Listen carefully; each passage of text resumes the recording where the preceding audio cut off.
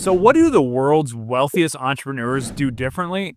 Well, it's not actually what you think. I spent the past few months interviewing, analyzing, and studying entrepreneurs who built billion-dollar companies like Grubhub, turned podcasts into multi-million-dollar empires, and scaled massive real estate businesses. In this video, I'm going to share some of those interview clips, some of the data that I've learned, and analyze the differences between the billion-dollar business builders and the people who don't actually get started. Now, you're going to want to stick around because these answers are going to shock you. Now, after interviewing hundreds of wealthy entrepreneurs, there's one single thing they have in common, is they all hit the subscribe button. If you're serious about your business, making more money, or just want to do something for free to help me out, hit the subscribe button and I guarantee you won't regret it. Now, let's dig right in. Most people think building wealth takes decades of doing things slowly. But Rob Moore, who started off with $50,000 in debt to managing more than $100 million worth of real estate portfolio, has a completely different take. In fact, he told me some lessons that completely flipped the way I think about starting a business, and let's go ahead and showcase a few of his most powerful insights here. Now, Rob's first big online win wasn't from real estate. It came from testing an idea,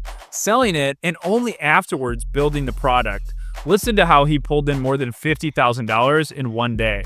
And without even telling my business partner, at the end of that event, I sold a 2-day property investing masterclass for £2,000, and we sold about 25 of them. So I didn't make my first 1,000. I made my first 50,000 in one go. Now, this single clip reiterates something that I've known to be true, and what I've done for a lot of businesses. I've sold them and then built it. So I sell it, make sure that the idea is validated, and then I build it live with everyone, and then I use those live trainings or scripts to build it. So that's something that you can do. Make sure you test the idea instead of wasting years of time. And that mindset carried on to the next phase of his journey. Now, remember, Rob started $50,000 in personal debt, but instead of giving up, he leveraged partnerships and scaled aggressively into property. Here's how he explains it. I went to a property networking event. I met my business partner there, first try. We now own 360 property units together and we have 1,300 tenants. We have the biggest UK property training company. We're over 150 million in sales now.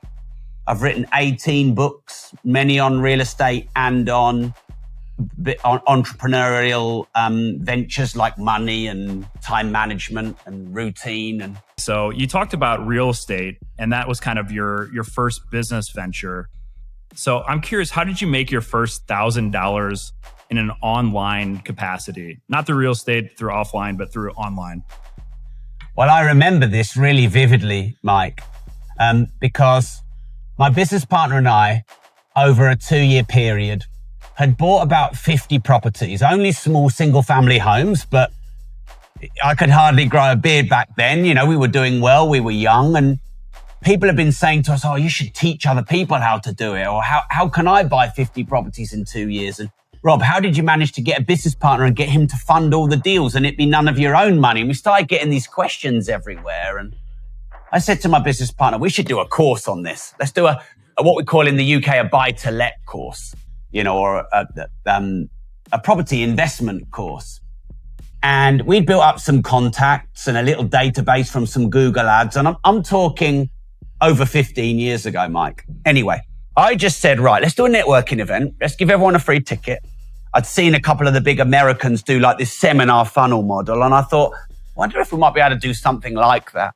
So anyway, to my immense surprise, we got 70 to 80 people filled in this very small London hotel, all to come to listen to us talk about our story of property investing. I mean, that's very impressive. I think a lot of people could learn from that trajectory where you were essentially testing an offer and it really resonated with that market, and then you built it afterwards. And you know, I've done that with a lot of my offers as well. I test ideas, I see if there's any sort of need for that, and the true way to test something if it's going to work is, again, like you said, they took out their wallet, they bought it before they even had anything in their hands, and you just kind of build it as you go. And I think that's one of the best ways to build a program, to build a course, or to do any type of service.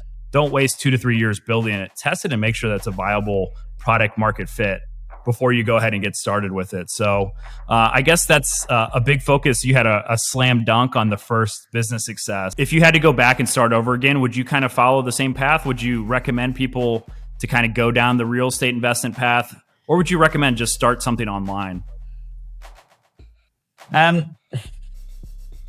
Whenever anyone asks me a question, Mike, would you rather do A or B? My brain can't help but say, well, why can't I do A and B? Yeah. I'm just a bit of my podcast is called Disruptors. So, going back, assuming the world hadn't dramatically changed, I'd probably do the same thing again, Mike. I've done over 150 million in revenue. You know, I'm a kid that came from nothing, was 50 grand in debt. So like, that's pretty good. Like, you know, I could have failed. So there's one thing I probably would say, like my business partner believes maybe we are a bit bloated in real estate. You know, he would like to see us have slightly less of the percentage of our assets in real estate, which means he wants us to maybe buy some other businesses or start some other businesses or build some other assets or build up some of our other assets. Because, you know, we've got tens of millions of debt and, you know, our portfolio is across the board, not a million miles off 100 million now. Now, a lot of people think going into personal debt isn't that bad if you're utilizing it. And he didn't necessarily go into more debt. He got something off the ground, built his first product. He made it super profitable within just a few days, then started doubling down on that. Once he had the cash flow, he started utilizing and leveraging debt to actually build a portfolio of real estate. So I think there's a few things here. There is the wealth creation stage, which he did really great. And then there's the wealth preservation, which he used both of those at a very strategic rate to actually start building into real estate. And now one of the interesting things about Rob, he's actually interviewed more than 20 billionaires, and he had this to say about them. To be a billionaire, you have to serve probably 100 million people. You can't serve, no one's a billionaire with 10 customers and 5 followers on social media. So look, some billionaires don't have massive social media followings, but they own companies that have millions or hundreds of millions of customers or sell hundreds of millions of units. So scale. And by the way, with scale comes scaled criticism, scaled responsibility, scaled hatred from the masses. Now, when you're trying to build $1 billion business, and not to say that everyone should, but it's a good sort of mindset to have. You're either going to have a low selling product that you sell to a lot of people, think millions and billions of people at, $5 to $10, or you're going to have a super high value product that you're selling to a few people. Typically, most billionaires are doing one or the other. Now, Rob's story is about building wealth through property and scale, but what happens if you're creating something brand new? Something that disrupts an entire industry. That brings us to Mike Evans, the founder of Grubhub, a $2 billion company. Now, if you're not familiar with Grubhub, it's essentially the #1 food delivery that IPO'd at over $2 billion. But his story is filled with lessons that most entrepreneurs miss, and here's a few of the most powerful insights that I gained from chatting with him. Now, Mike learned the hard way that customer acquisition isn't the only important thing into building a $2 billion company. The only thing that matters in a consumer business is a repeat purchase. The only thing that matters is having a product that's so good that people come back to it again and again and again, because it is so expensive to get customers. It just takes so much effort and money and energy and everything just to attract people to whatever it is you're selling, your brand, your book, your company, whatever it is. At the time of the IPO, our average customer was ordering 2.4 times per week, that's a lot, 110 interactions a year. Now, there's a lot of insights in this short clip, and I'll kind of digest it. Basically, customer acquisition is important, but the repeat business is more important. So if they buy it first and don't have a good experience, they're probably not going to be repeat customers. So you need to figure out a way to structure your business to deliver good product and experience, and to structure it in a way that gets repeat business. Think monthly or yearly recurring revenue, or things where people are going to need to buy multiple times. Now, one of the very interesting things about Mike's story is he built a $2 billion company without having to raise capital from the beginning. He basically got profitable from day one, had 7 months of runway, and essentially chose to build a business based on profitability and function. I decided to pay myself $36,000 a year, so $3,000 a month.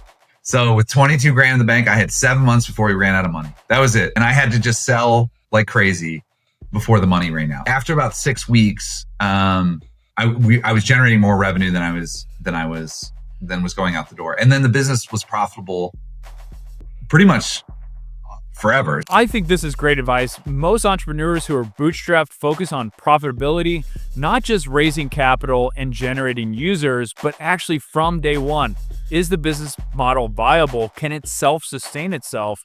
And if you have this, you're going to be in a better position to actually bring on money later because you can say no to people. You don't need that funds or those bridge rounds or those VC investments to keep running. If you're self-sustaining, you don't need that. You can walk away from the table and it gives you more leverage in a situation. There was a mentality at the business of not just spending for growth.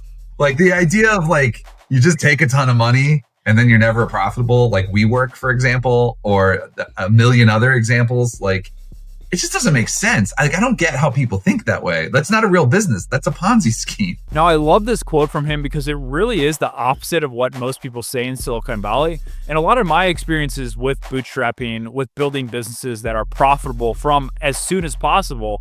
So I love this advice, and I think more people need to hear it. When it comes to self-made millionaires, there isn't a better example of this next person. Davis Wynn went from duct tape shoes and food stamps to scaling a coaching business into 7 and 8 figures. His story is essentially a masterclass in resilience, resourcefulness, and long-term vision. Now, this quote is really interesting. Davis grew up in extreme poverty, sometimes duct taping his shoes just to make it through gym class. And that struggle actually helped spark his first business idea as a child. My family was so poor growing up that my pairs of shoes came from Goodwill. So we would buy these $3 to $4 pair of shoes from Goodwill, and I would have to duct tape them to school. In fact, when I was a kid, I would have to carry a roll of duct tape with me because during gym class, they would just fall apart and I would have to duct tape it. Otherwise, I'm just running around in my socks. That's how poor we were. We really do need money in order to survive. And that was where I started, was just every dollar mattered. I remember going to McDonald's with my mom, and this was after a grocery shopping trip. So we were taking our food stamps, buying what we could. And then afterwards, my mom was just tired for that day. And so when she's tired, we usually go to McDonald's, just get the dollar menu and just buy items off of it. So growing up, we lived on social welfare in the US, so it really forced me to really think about, how do I make money from a young age? And that was one of the first businesses I started, was just selling Coca-Cola cans to my classmates, because I just wanted to be able to have a little bit of money so that I can actually buy a McDonald's. Now, one of the biggest things I've seen when interviewing all these entrepreneurs is they have resilience and they have some sort of really strong need to survive and make a business profitable. And Davis is one of the best and most brightest examples of this. So even as a kid, Davis learned arbitrage, value creation, and reinvesting profits. Those same principles later helped him scale his ventures into millions. Now, Davis went from one of the worst high schools in America to an Ivy League school, and he had this to say about that experience. I always joke that instead of having tiger parents and tiger family, I like a panda family. Just don't kill yourself. No one in my community was going to an Ivy League school. I wanted to figure out a way to be able to do that. And I learned that success leaves clues. And so I started emailing students who were at Yale and were at Harvard. And I started getting advice on my applications, my test scores and everything. And eventually that was what led me to having the success and eventually getting into Yale and Harvard. And then from there, it's like a whole mindset opened to me where I was like, oh, wow, there are people doing on the trading floor, Wall Street. They're doing all these other careers. And a bunch of my mentors just told me, hey, Davis, you should start your career at a consulting firm just to learn the basics of business, just to propel you forward so you can kind of see how everything works. And so I ended up starting my career working at Bain & Company, which is a management consulting firm. Now, one of the most important things that I learned from Davis is that success leaves clues. And this is a quote that he kept saying during our interview. And it's really insightful because, again, you don't have to reinvent the wheel. You need to figure out what to focus on in your business that's going to be the highest lever to grow. But a lot of entrepreneurs don't know what to actually focus on. They've got 10 different options, but they've got their best estimate. But sometimes it's an option that they're not even aware of that they need to focus on. And so this quote is a really good example of that. First year, I made a little less than $250,000. So about like 249,000. And I was like, wow, if I can do this on the weekends, what could I do if I did this full time? But more importantly, what can I do if I started to actually build systems around this? So I'm not doing delivery similar to what I was doing in the Yu-Gi-Oh days. And I can basically essentially build out a sales team, build out a marketing team, effort and everything. And so that's what led the journey of my consulting offer, the company I was building at the time, to eventually start with just my living room, paying off a debt, to eventually having a team of 40 people, is just figuring out one step at a time. And so that's the journey of pivoting from, all right, I'm selling Coda cans to flipping Yu-Gi-Oh cards to actually building something that's scalable. The bigger why now for me for Purple Circle is, given the income I've already made, is just to have a legacy.